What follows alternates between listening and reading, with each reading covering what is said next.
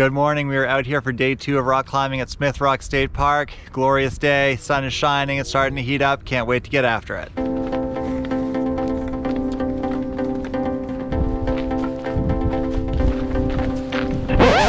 So we got to the base of the cliff and I realized that I forgot the rope. So we're heading back to the car to get it. And I'm very lucky that Stephanie's coming with me because she didn't want to sit around in the cold.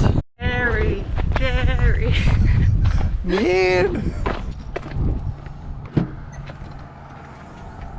Hiding under everything. There it is. We have the rope in tow, so we can finally actually go and do some rock climbing. Yeah. And after that brief interruption, we were back on the wall and having a great time. Thank you so much, everybody, for tuning back in for this, which is our second day of climbing at Smith Rock during Thanksgiving of 2023. The first day video went up about a year ago, and here we are back for round 2. We started out this day at the Dihedrals area with this, which is Bunny Face, which is a 3-star 5.7 that comes highly recommended. What makes this route so enjoyable is the fact that it's a very soft introduction to the nubbin climbing that Smith Rock is very well known for.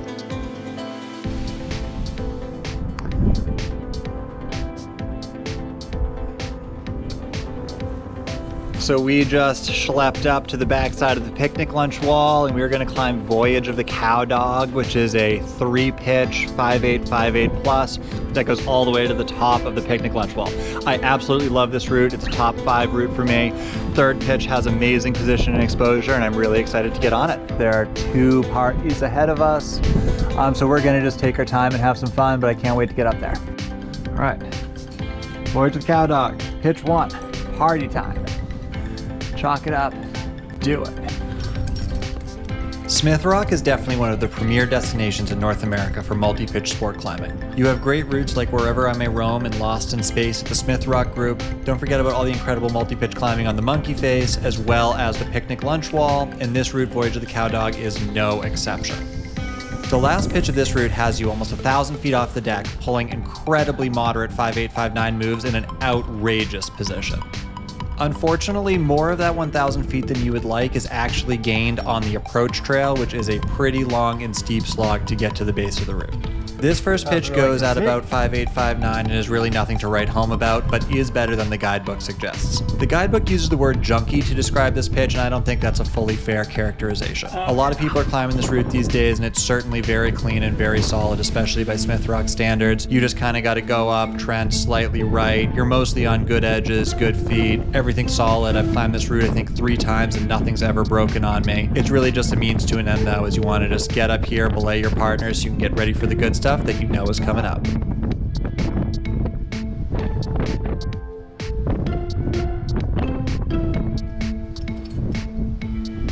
The second pitch is certainly the low point of the route and is really just a way of getting you up to the belay for that third pitch that you don't want to miss. This pitch apparently goes at about 5.4 and has 4 bolts, and you're really just traversing. There's maybe 1 balance move that you have to do, but it's barely 5th class. I just encourage you to keep an eye out for the bolts, as they are a little spaced out and sometimes hard to see. You don't always know how high you want to be on the traverse, but if you can find those bolts, you'll be able to do everything at a very moderate grade. Depending upon the timing of this route, the belay at pitch 3 can either be very comfortable or very uncomfortable.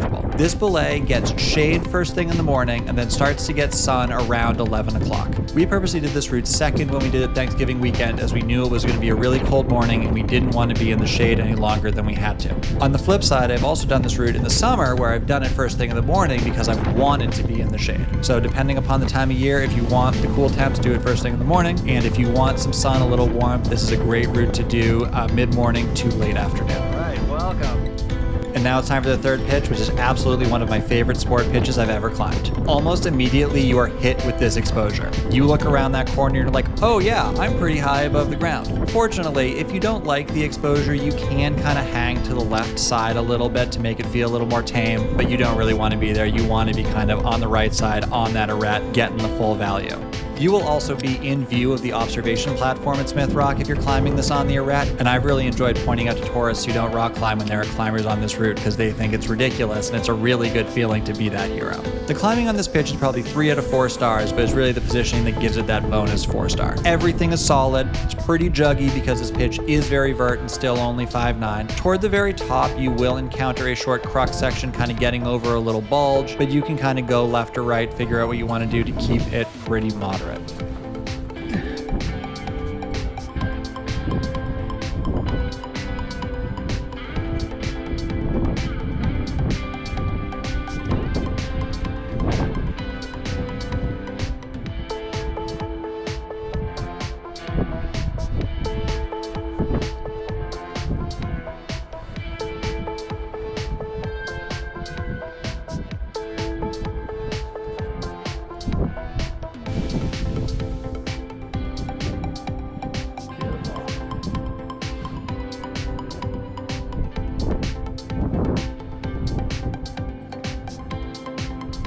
Yep.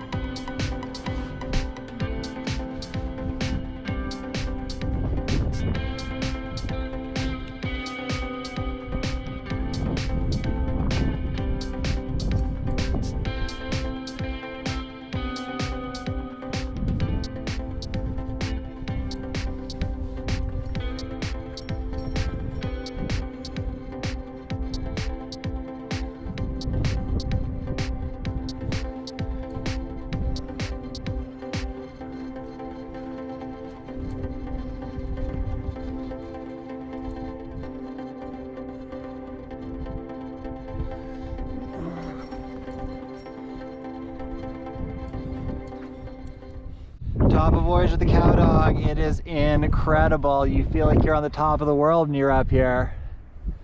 All the peaks, see Mount Jefferson, Black Butte, Three Sisters, Broken Top, Mount Bachelor on a glorious sunny late fall day in Oregon. It's a great place to be. Once you get to the top, you can either keep moving in the direction that you're climbing, and it's officially rolled over at that point, so it's pretty mellow, and you can meet up with the Misery Ridge Trail and walk down, or you can do some rappelling, which is a little tricky. So you can rappel down to the third pitch anchors, and then you have to do some shenanigans to get back to the first pitch. Just because the second pitch is so traversy and almost flat, it's not really a rappelling situation, it's more of kind of a guided walk where you have a rope to catch you if you were to fall. And then once you get to the first pitch anchors, it is very, very easy to just rappel all the way down to the ground with a single rope.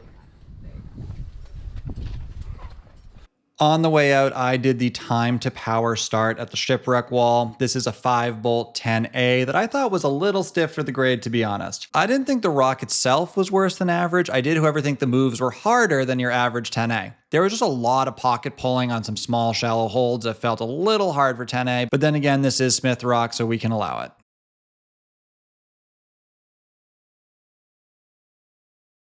One last time schlepping back to the rim. Gets steeper every time. There's 2 people up on the ledge of Voyage right now. Beautiful position. A lot of exposure. And just like that, we are back at the car, which brings our 2-day Smith Rock climbing trip to a close. I love coming here. It's just so much fun. You can climb hard stuff, you can climb easy stuff, you can climb sport, you can climb trad, you can get to some unbelievable positions climbing multi-pitch, and it's just an awesome place to be. Thank you so much for watching. Please hit that subscribe button if you want to see more outdoor adventure content like this, and I hope to see you on another adventure.